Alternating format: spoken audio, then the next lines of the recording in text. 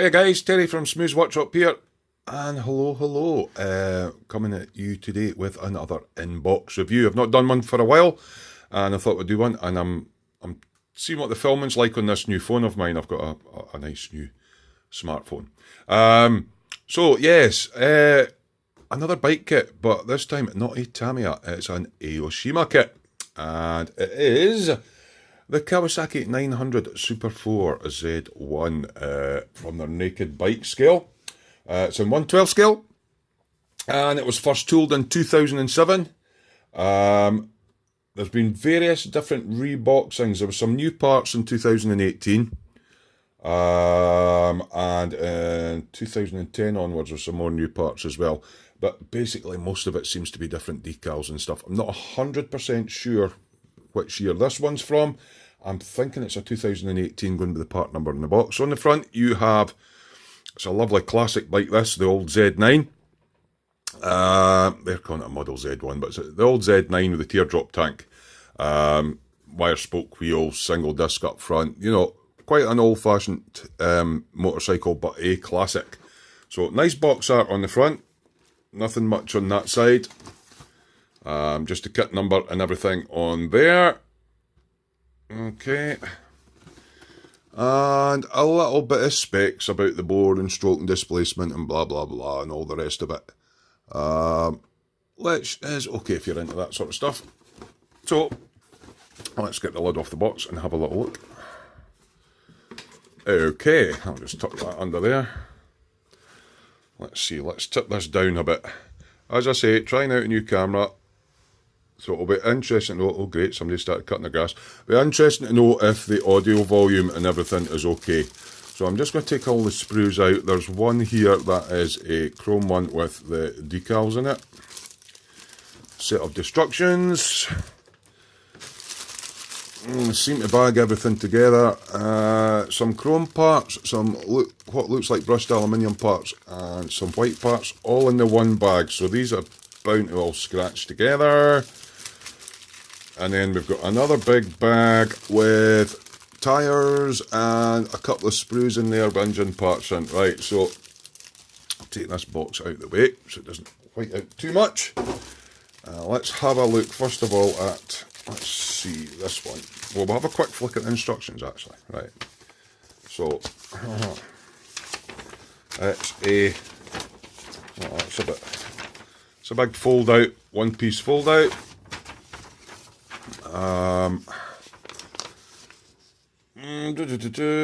All your decal placement.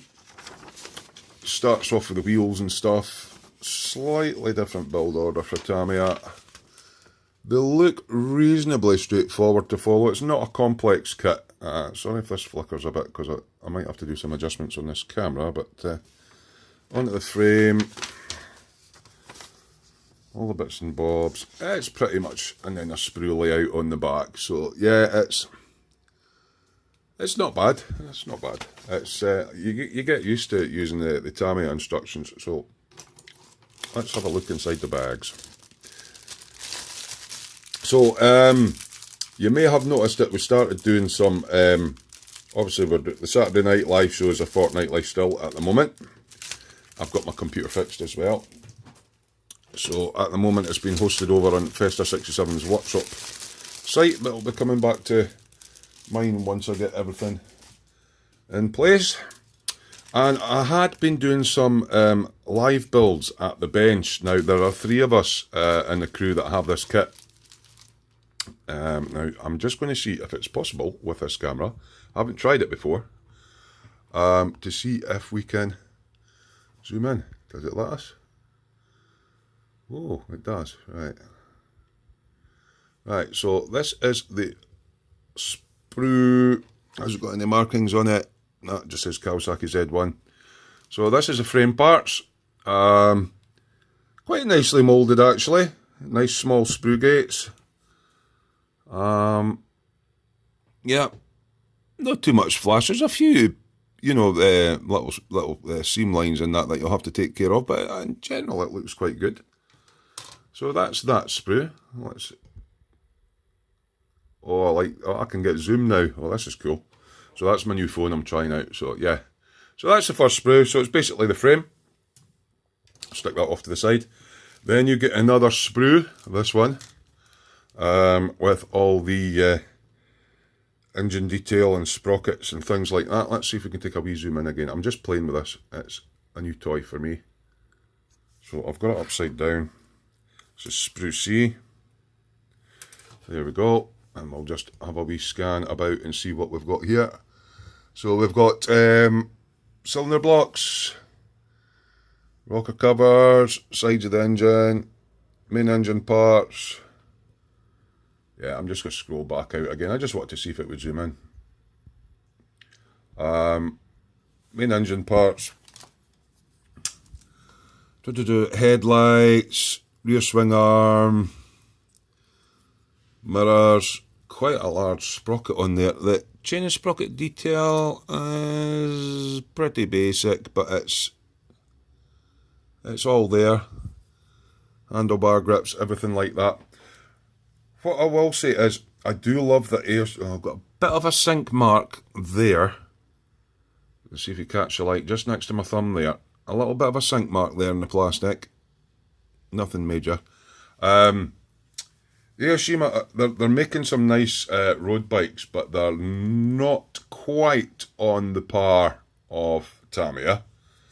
But they're still, if you're wanting retro bikes, they seem to be the only sort of ones that are doing them. The only thing I did notice on this is the rear grab rail is way off. I mean, it just went like that. But anyway. What else was in there? Right, so we have the little bag. A bit like the Tamiya one, and this one's sellotaped. Here's my knife. So generally the casting and everything looks good. All the sprue gates on hidden places. Doesn't look to be any flash. A couple of wee seam lines and stuff to deal with, but that's, you know, you're normal. So what's in here? Right, we've got a couple of screws that I'm going to leave in the bag. And we'll have some polyvinyl tubing, similar to what Tamiya do for the brake lines. A couple of tyres here, similar to Tamiya. Nice soft rubber. Yeah, Avon tyres written on the side. Oh no, Dunlop. It's Dunlop Aeromax. There we go. So it's actually got some nice detail on it. So I would say the tyres were on a par with Tamiya. There is quite a bit of flash around the outside of this one. But you know, you can scuff them up with a sander anyway if you want to give them that on the road look. So yeah, 3 screws and some wires. So unlike Tamiya where you get lots and lots of teeny little screws, like say to put the engine into the frame and everything, it looks like this one is mostly glued together. Right, what will go into the next one? Right, a lot of chrome on this. Now, I'm still experimenting, get your teeth into it, with different manufacturers' paints to replicate chrome. Getting there, still haven't found anything that's what I would call perfect, but there are quite a few nice products out there. So, so they've just stuck the decals in there. They don't look to be cartograph. They've got a sort of matte-ish kind of look to them, but I suppose if you're going to be clear coating anyway. Nicely printed, not too large a carrier film over them, and they appear to be in register, so they don't look too bad, but they're no cartograph, and there's not a lot of them. So that's those. The only thing I don't like is when they jam them all into the same bag, and look here, we've got all the clear parts in amongst the chrome parts. What have we got? We've got a couple of different headlights. This must be for different models. One is convex and one is concave. Rear light unit. Indicators. This sprue must do more than one. Yeah. So we've got square indicators, round indicators, all different shapes. So this sprue must cover a few bikes, because you've got a squarish rear tail light as well. So that would be for the newer style. Again, I prefer if that was in a separate bag, so stuff doesn't get marked. But it's just not a lot of optical clarity on these. Actually, they are what they are. But yeah, clear sprue. Right, chrome sprue. Right, front brake discs aren't chrome for a start, and neither is the rear brake drum. Rear shocks, yes, there would be some chrome in it, but there's a nice seam line all the way down it. So, yeah, that's going to have to come off. That's your indicator stalks. Debatable, actually. I would maybe leave that on. No. Sprue gate right on the end. It's not undercut. So when you cut it from the sprue, you're going to have a wee chunk. So that's going to have to be de-chromed. Handlebars. Nah, you know what? Even the rear mudguard and the front mudguard, that's all scratched because there was another sprue in there. And obviously the sprue gates at the end, they're not undercut. So you're going to get nub marks on the end. Yeah, so basically the chrome would have to be stripped off these if you want to do it. If you want to do it right. So yeah. So not impressed with the chrome. That's sprue B, and obviously because they chuck everything in the bag, there's actually a chrome's horrible to put on camera. You can see all the scratches on there, and there's a slight sink mark just where my thumb is. So yeah, that's going to have to be stripped and sanded off. There is some nice sort of line detail on the disc, but and then on the back we've got a couple of really horrible ejector pin marks. So the front of the disc, right, the back should look the same, but it's not. That's pretty poor, but yeah, it is what it is. It's not up to Tamiya standards, but yeah, all that chrome's going to have to come off that, because it's all scratched anyway. And then we're on to the final bag. Trying to keep these reviews short and sweet, but I just thought I'd show you some of the... I've got lots of bikes still in my stash to do reviews on, but I've got a lot of new interesting stuff as well. I'm not just doing bikes anymore, so these guys will get other stuff. Right, so there's 3 all jammed in together, so we'll go for the first one. So we have a white sprue, which has little bits of flash and stuff you'll need to tidy up. Nothing major, just a little bit. Yeah, flash all round on all of the parts. The tank is in 2 parts. There is flash on it, and there are quite a few. Let's see if you can get it in the light. There's a few sink marks just where my thumb is there, so they might need a little bit of sanding and filling. And there's a horrible sink mark right across where the pin is, across here. You can maybe catch it in the light. And again on that side. So apart from when you join the 2 parts of the tank together and you have to get rid of the seam line down the middle, there are sink lines, sinkages where there's been a bit of detail on the other side. In this case, it's a mounting bracket, and as the plastic cools, it's sinking away and leaving the mark on the visible side. So quite bad for sink marks on there. Similarly on the tailpiece, bit of flash, and there is a lovely big sink mark there, which corresponds to another lug. So obviously when they're casting this lug and it dries, it's pulling the plastic away from the surface and giving another sink line. Lots of flash on there. So yeah, a lot of sinkage, bit of flash. Not up to Tamiya standard, but it's Aoshima. I mean, the kit I think is about £23 in the UK, so it's not an expensive kit, but it's going to need a little bit of work to get it looking nice. Right, now we're going on to the engine casings on these. Now, if I remember rightly, on the real bike, they're like a polished aluminium. These have got like a satin effect on them. It's not very nice. The same with the back of the headlight, actually. I'm quite... see, normally I would keep the reflective bowl for the back of the headlight, but again, it's not undergated. So you're going to have 3 big nub marks around it, so I'm going to have to paint that up. Same with the fuel cap. That looks just like another part of the engine. The kickstart, you know, you've got sprue gate there, sprue gate there, sprue gate there, and one...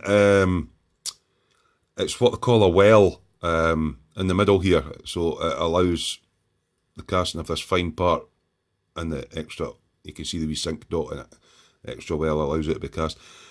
That's all going to have to be stripped. Carburetors are aluminium, and yeah, they're going to have to be stripped again because the top part of the carburetor has got a gate on it, which is visible in the actual model, and again on the float bolt, so that's no good. This looks like a starter motor cover. Again, it's not a polished aluminium look, and it's not undergated. That's going to have to be stripped, and the same with all the casings. So you're going to have to strip all that, and there is some slight sink marks on this side casing. There's lots of scratches, obviously, because of the way it was packed all in the one bag. But luckily, it appears that all the ejector pin marks are on the rear. But you will need quite a bit of cleanup on a lot of these parts. And then the exhaust manifold clamps. Yeah, again, not undergated. So that entire sprue is going to have to be stripped and painted. So, in my opinion, if they're not going to do a good chrome finish, don't put it on at all, then we've not got to strip it. Right, okay. Onto the exhausts. Right, okay, so we've got a shinier chrome on this one. The front downpipes, why can't they put the sprue gate at the ends? Yeah, so instead we've got a sprue gate right in the middle of the first bend on the pipe and down in the underneath, which of course when you cut the sprue you're going to have a little bit and you'll never get a paint to match that. And there's also a lovely seam line all the way up the inside edge and the outside edge, so that chrome will have to come off. The front wheels, it has got quite a nice finish on the chrome. Now the good thing is with the wheels, well, they go together in two halves, so where the sprue gates go on is a bit that's covered by the tyre. Will I keep the chrome on it? Debatable. I might. Just for the wheels, because there is quite a nice bit of shine on there on the wheels. It might be worth keeping. Might. So I might try, gluing them together, put the tyre on, see what it looks like, and if it looks rubbish, I'll dip it and strip it. The rear silencers, two-part. Now, the way it works on these is they're kind of crimped together on the real bike, so you do actually have a seam on these, but again, they're not undergated. So if they had been undergated, you could have probably cut them and stuck them together and you wouldn't have noticed, because these are actually crimped together in two halves. So unfortunately, for me, they would have to be stripped. So we've got 3 chrome sprues in there that are all going to have to be stripped. I might keep the wheels though, because they do look quite nice. The spokes, as usual on a 1/12 scale bike, they're overscale, but I'll get a right look at them. But I think the only thing I may keep the chrome on is the wheels, because it's actually quite nice. So yeah, that's hopefully a quick review for you guys. As I say, 3 of us have got the same kit, and we're planning on doing a live at the bench build. All doing the same 3 kits, but all possibly doing a different take on it. I'm trying to get hold of a 4-in-1 system for this one, and I'm possibly doing it a custom colour, and I might do another couple of mods as well. So, general overview, it's what I would term, it's £23, so it's a decent price. It's coming in round about what I would call the mid-range sort of Tamiya kit price, but it's not up to the same standard, and for me, all the chrome's going to have to get removed. But it's nice crisp mouldings on most of it. The white sprue's the most disappointing, with all the sink marks and all the parts. But we're modelers, we'll be able to get around that. So, generally speaking, reasonable kit for the money. Classic retro, excuse me, I've got hiccups here, 70s bike, 1973 bike. So I'm going to look forward to doing it, but it's not the same quality as Tamiya, but you will be able to make a good kit out of it. So I hope you've enjoyed this little review. I haven't done one for a while. And this is just a test of, obviously, my new camera and everything. So, as always, see you on the live shows on the Saturdays. At the moment, they're every second week. Might be going back to weekly. See how it goes. And watch out for random live at the bench sessions, where if I'm at the bench, I'll just go live, or sometimes I might be over on Festa 67's channel. So hope you enjoyed this review, and as always, happy modelling, enjoy what you're doing, and see you later. Bye.